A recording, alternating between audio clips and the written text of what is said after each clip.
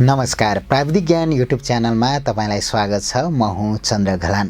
तपाईँ हामी मध्ये धेरैले वैदेशिक रोजगारमा जानका लागि अथवा अन्य विभिन्न प्रयोजनका लागि पुलिस रिपोर्ट निकाल्ने गर्छौं र अहिले पुलिस रिपोर्ट अनलाइनबाटै निकाल्न सकिन्छ र त्यसलाई अनलाइनबाटै कन्सुलर विभागमा भेरिफाई पनि गर्न सकिन्छ। आजको यो भिडियोमा अनलाइनबाट पुलिस रिपोर्ट कसरी निकाल्न सकिन्छ त्यो बारेमा तपाईलाई जानकारी दिँदैछु। आउनुहोस् अनलाइनबाट पुलिस रिपोर्ट निकाल्ने तरिका यो भिडियोबाट सिकौं।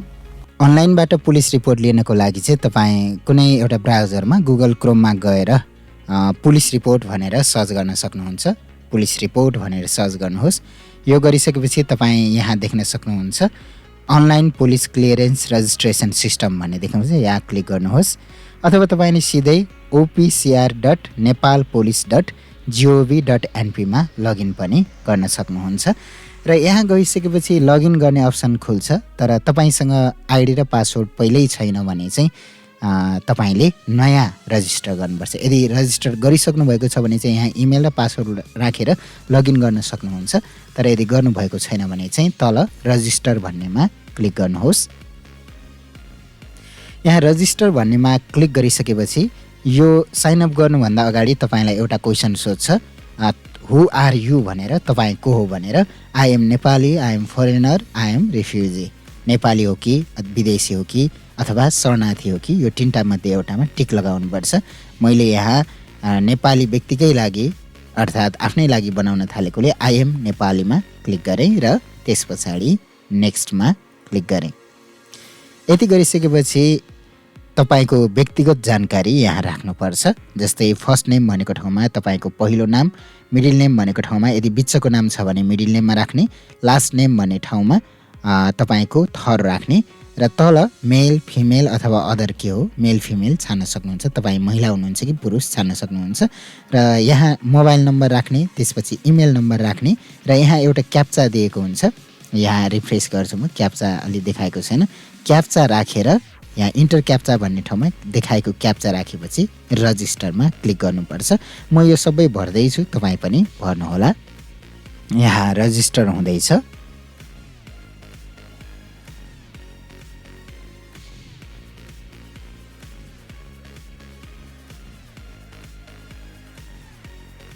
र यहाँ तपाईँ देख्न सक्नुहुन्छ registration successful, check your email or mobile for password, did not receive any email, check your spam folder पनि भनेको छ।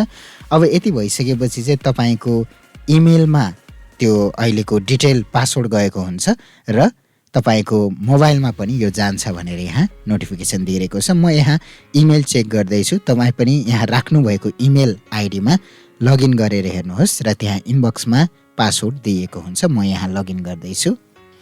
यहाँ जीमेलमा आइसकेको छ नेपाल पुलिसबाट र यहाँ यो पासवर्डलाई लगेर उता राख्नुपर्छ।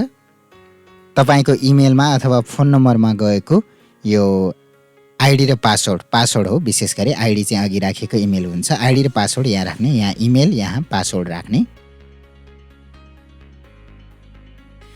र अब यसरी लगइन गरिसकेपछि चाहिँ यो करेन्ट पासवर्ड भन्ने ठाउँमा पासवर्ड पहिला चेन्ज गर्नुपर्छ। पहिला करेन्ट पासवर्ड राख्ने, त्यो चाहिँ अघि इमेलमा जुन पासवर्ड आएको थियो त्यो यहाँ राख्ने। त्यसपछाडि अब नयाँ पासवर्ड यहाँ र यहाँ नयाँ पासवर्ड राख्ने। म राख्दैछु र कन्फर्ममा क्लिक गर्ने।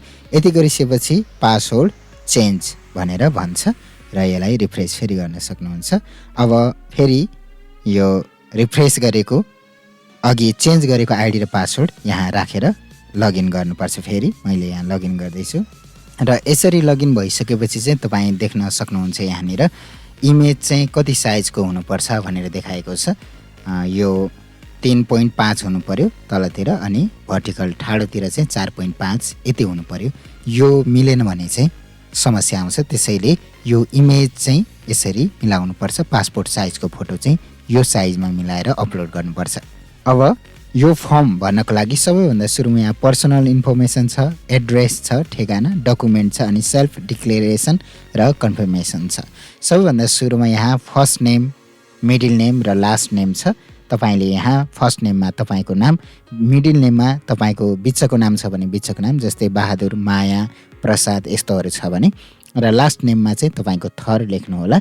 अब स्पाउस नेम तपाईले यहाँ राख्न सक्नुहुन्छ। यदि तपाईँ विवाहित हो भने स्पाउस नेममा स्पाउस नेममा क्लिक गरेर यहाँ स्पाउसको नेम राख्न सक्नुहुन्छ। तर यहाँ स्पाउस नभएकोले सिंगल भएकोले मैले यहाँ स्पाउसमा क्लिक गरेको छैन। तपाईँ यदि विवाहित हुनुहुन्छ भने चाहिँ स्पाउस नेममा क्लिक गरेर स्पाउसको first name, middle name, last name राख्न सक्नुहुन्छ। यो चाहिँ मैले यहाँ खाली छोडेँ। र अब यहाँ फादर्स फर्स्ट नेम भन्ने छ, तपाईको बुवाको पहिलो नाम। यहाँ फादर्स मिडल नेम, बुवाको बिचको नाम छ भने राख्ने, र फादर्स लास्ट नेम भनेको छ बुवाको थर राख्ने। बुवा र छोराको थर एउटै हुने भएकोले तपाईको बुवा र बुवाको नाम थर यहाँ राख्न सक्नुहुन्छ। म यहाँ राख्दैछु।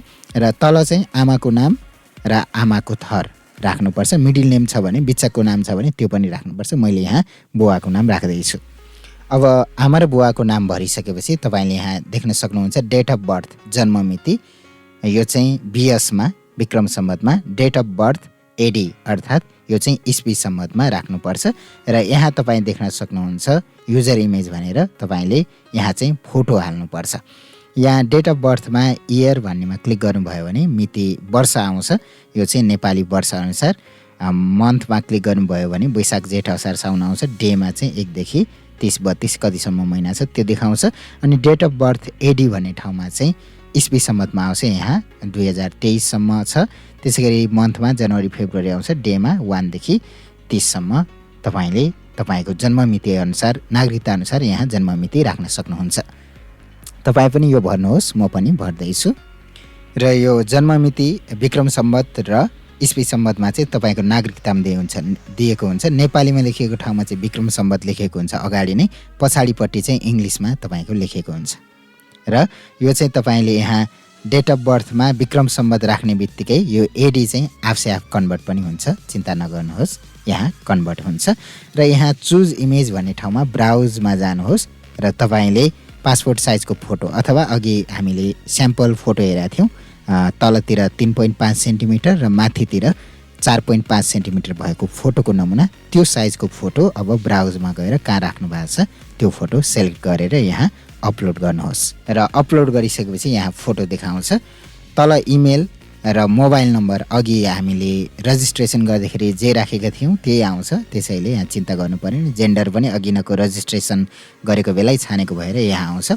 अब सेलेक्ट योर एप्लिकेसन पर्पज भन्ने छ।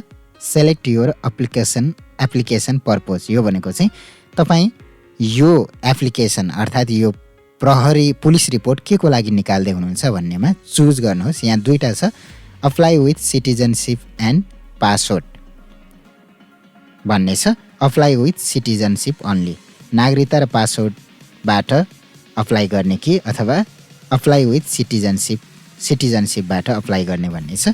यो तपाईले यदि विदेश जानको लागि यो तयार पार्दै हुनुहुन्छ, यो प्रहरी चारित्रिक प्रमाणपत्र निकाल्न खोज्दै हुनुहुन्छ भने चाहिँ तपाईले सिटिजनसिप, नागरिकतासँग मात्र होइन, अप्लाई विथ सिटिजनसिप एन्ड पासपोर्टमा क्लिक गर्नुहोस् र त्यस पछाडि नेक्स्टमा क्लिक गर्नुहोस्। अब यति भइसकेपछि एड्रेस इन सिटिजनसिप भन्ने भर्नुपर्छ। यो नागरिकतामा भएको अनुसारको ठेगाना यहाँ भर्नुपर्छ। यहाँ क्लिक गरेँ र अब address in old format before province system was establish. अब यहाँ तपाईँको नागरिकता अनुसार भर्नुहोस्। तपाईँको नागरिकता चाहिँ यो प्रदेश बन्नुभन्दा अगाडिको फर्मेटको थियो भने चाहिँ प्रदेश बन्नुभन्दा अगाडिको फर्मेटकै निकाल्नुपर्छ। र तपाईँको यदि प्रदेश बनिसकेपछिको छ भने चाहिँ यहाँ दोस्रोमा छ address in new format updated address based on province system भन्ने छ। तपाईँ नागरिकतामा जे छ त्यही अनुसार गर्नुहोला। नागरिकतामा यदि प्रदेश बन्नुभन्दा अगाडिको छ भने address in old format before province system was establish, यो प्रदेश जुन छ अहिले प्रदेश सिस्टम छ नेपालमा, त्यो प्रदेश बन्नुभन्दा अगाडिको सिस्टमको छ भने त्यही अनुसारको राख्नुहोला। र प्रदेश बनिसकेपछिको छ भने चाहिँ दोस्रो छान्नुहोला। म यहाँ पहिलो छान्दैछु। यदि तपाईँको नागरिकता 2072 असोज 3 गतेभन्दा अगाडि बनेको थियो भने चाहिँ तपाईले यहाँ पुरानो छान्नुपर्छ र त्योभन्दा पछि बनेको छ भने चाहिँ नयाँ सिस्टम छान्नुपर्छ, किनभने त्यो बेलादेखि नै नेपालमा प्रदेशहरू लागू भएको थियो। डिस्ट्रिक्ट भनेको ठाउँमा जिल्ला छान्नुहोस् नेम अफ भिडिसी म्युनिसिपालिटी यो चाहिँ तपाईँको गाविस अथवा नगरपालिकाको ठेगाना छान्नुहोस्। टोल स्ट्रिट भनेको चाहिँ तपाईँको त्यो टोल अथवा सडकको नाम यहाँ लेख्नुहोस् अनि यहाँ वार्ड नम्बर लेख्नुहोस्। यहाँ देख्न सक्नुहुन्छ तपाईँले यहाँ राख्नुपर्ने हुन्छ। म भर्दैछु। जस्तै डिस्ट्रिक्टमा एउटा छान्नुहोस्, तपाईँको जिल्ला जुन हो त्यही छान्नुहोस् अनि भिलेज डेभलपमेन्ट कमिटीमा जुन हो त्यही लेख्नुहोस्। जस्तै यहाँ मैले हेटौँडा लेखेँ। टोल स्ट्रिटमा तपाईँको ठाउँको नाम लेख्नुहोस्। वार्ड नम्बर तपाईँको नागरिकता अनुसार लेख्नुहोस्। अब address in new format updated address based on province system भन्ने छ। यो चाहिँ अब तपाईँको नागरिकता अनुसार ओल्ड फर्मेट भयो। यहाँ तपाईँको नागरिकता अनुसार के थियो र पछि अपडेट भएको अनुसार चाहिँ यहाँ तल ठेगाना राख्नुपर्छ। Address in new format updated address based on province system भन्ने छ। यो तपाईँले यहाँ इङ्ग्लिस देखिरहनु भएको छ। यसलाई नेपालीमा पनि गर्न सक्नुहुन्छ है। तपाईँले यहाँ ल्याङ्ग्वेज भन्ने माथि देखिरहनु भएको छ। यहाँ नेपाली छान्नुभयो भने यहाँ नेपालीमा आउँछ। नेपालीमा पनि गर्न सक्नुहुन्छ। यो प्रान्त चयनमा चाहिँ अब जुन जिल्ला अनुसार तपाईँको प्रदेश जुन छ त्यो राख्नुहोस्। जिल्ला पनि त्यही अनुसार राख्नुहोस्। नगरपालिका पनि त्यही अनुसार राख्नुहोस्। वार्ड नम्बर पनि त्यही अनुसार राख्नुहोस्। यहाँ चाहिँ भाषा नेपालीमा हेर्नुभयो भने पनि इङ्ग्लिसमै लेख्नुहोस्।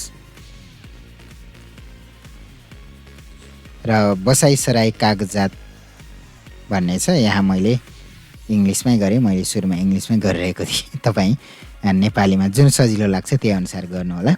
एड्रेस भेरिफिकेसन डकुमेन्ट बसाइसराई कागजातको प्रतिलिपि भन्ने छ। यहाँ बसाइसराई चाहिँ नभएकोले त्यो राख्नु परेन। त्यसै गरी address format as required in certificate. अब सर्टिफिकेटमा चाहिँ तपाईँलाई कुन फर्मेट अनुसार राख्नुपर्छ त? अगाडिको अनुसार अथवा पछाडिको अनुसार त्यो राख्न सक्नुहुन्छ। तर सम्भव भएसम्म तपाईँको पासपोर्टमा यदि पुरानो तरिका अनुसार छ भने पुरानै अनुसार गर्नुहोला। अब करेन्ट एड्रेसमा चाहिँ are you living in Nepal now भनेर सोधेको छ। नेपालमा हुनुहुन्छ भने नेपालमा I am living in Nepal गर्नुहोस्। नेपाल बाहिर हुनुहुन्छ भने I am living in foreign भनेर सेभ गर्न सक्नुहुन्छ। यहाँ I am living in Nepal भनेर मैले यहाँ छाने। अब यहाँको ठेगाना चाहिँ सेम एज सिटिजनसिप एड्रेस नागरिकता अनुसारकै एड्रेस हो भने यहाँ टिक मार्क लगाउने बित्तिकै नागरिकता अनुसारको एड्रेस आउँछ, ठेगाना आउँछ। अब भिजा पर्पोज डिटेल भन्ने छ। भिजिटिङ कन्ट्री कुन देशको लागि हो त्यो कन्ट्री यहाँ सेलेक्ट गर्ने। पर्पोज अफ भिजिट अब यो भिजिट के को लागि गर्न थालेको, स्टुडेन्टको लागि पढ्नको लागि हो कि वर्कको लागि हो त्यो राख्नुहोस्। र यहाँ रिलेटिभ कन्ट्याक्ट नम्बर भन्ने ठाउँमा चाहिँ नेपालमा तपाईँको आफन्तको नम्बर यहाँ राख्नुहोस्। म यो सबै राख्दैछु। यो राखेर नेक्स्ट गर्नुपर्छ। तपाईँ पनि त्यही अनुसार गर्नुहोला। भिजिटिङ कन्ट्री यहाँ क्लिक गरिसकेपछि कुन देशमा जान थाल्नु भएको त्यो देशको यहाँ नाम सेलेक्ट गर्नुहोस्। अथवा तपाईँले थुप्रै नाम छ अल्फाबेट टाइप गर्नुभयो भने पनि आउँछ। जस्तै जापान जाँदै हुनुहुन्छ भने जे टाइप गर्नुभयो भने यहाँ जापान भनेर आइहाल्छ। पर्पोज के को लागि, कामको लागि हो भने वर्क, पढ्नको लागि हो भने स्टुडेन्ट भनेर लेख्नुभयो हुन्छ। मैले यहाँ वर्क भनेर लेखेँ। अब रिलेटिभको नम्बर चाहिँ तपाईँको आफन्तको नम्बर यहाँ राख्नुहोला। र यसरी फोन नम्बर पनि राखिसकेपछि चाहिँ नेक्स्टमा क्लिक गर्ने।